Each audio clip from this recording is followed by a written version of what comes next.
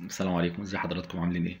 معانا فيديو جديد وسلسلتنا ازاي تشطب شقتك، وهي الاشتراطات اللي لازم تتوفر قبل ما افكر اعمل اوبن كيتشن.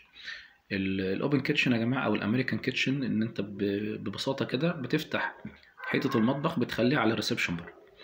فانا علشان اعمل كده مش مجرد ان انا اقلد صوره عجبتني او ستايل عجبني، لا اشوف هل انا عندي فعلا الاشتراطات اللي تهيأ لي حاجه زي كده ولا لا.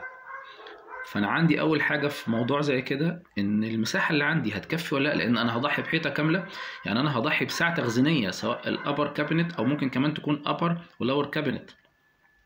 فالموضوع ده لازم اعمل حسابي عليه، هل عندي استعداد ومساحه كافيه لسعه تخزينيه تكفي احتياجاتي؟ دي اول نقطه واهم نقطه.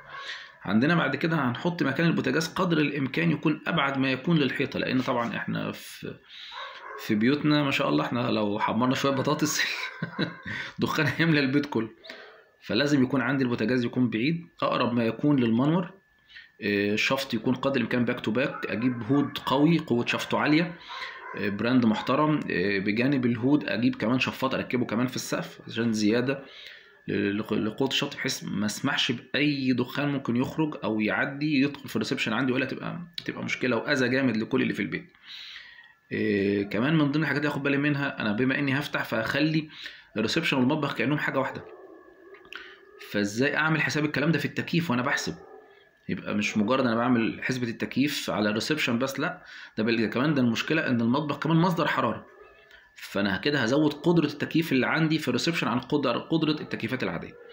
هحافظ على ستايل الديزاين بتاع دولاب المطبخ ان يبقى ماتشنج مع ستايل عفش الريسبشن اللي عندي بره، لان زي ما قلنا كله هيكون جزء واحد تقريبا، جزء لا يتجزأ، فما ينفعش ده حاجة وده حاجة. نهتم كمان يا جماعة بضروري، دي أكبر نقطة بتبقى مشكلة شوية مقلقة شوية للناس، النظافة. لازم المطبخ يكون نظيف، مش بس في الوقت عشان الضيوف ما تشوفش، لا احنا كأفراد أسرة قاعدين منظر عدم ترتيب المطبخ بيكون مؤذي للعين لأي حد قاعد في الريسبشن سواء في الليفنج أو في السفرة. فنخلي بالنا من النقطة دي. الناس بتسالني يا باشمهندس، طب عايز اعمل امريكان كيتشن، عايز افتح المطبخ بس، طب عايز اشوف لي حاجه اقفله بيها. طب انت فاتحه ليه ما دام عايز تقفله؟ تمام. يعني حتى اي فكره تتعمل فكره مؤقته مش احسن حاجه، يعني سواء ازاز سواء بلاك اوت سواء شطر، كل ده كانك يعني خلصت خلاص طبيخ، نزل الشطر بقى خلاص كده جبرنا قافل المحل بقى خلاص.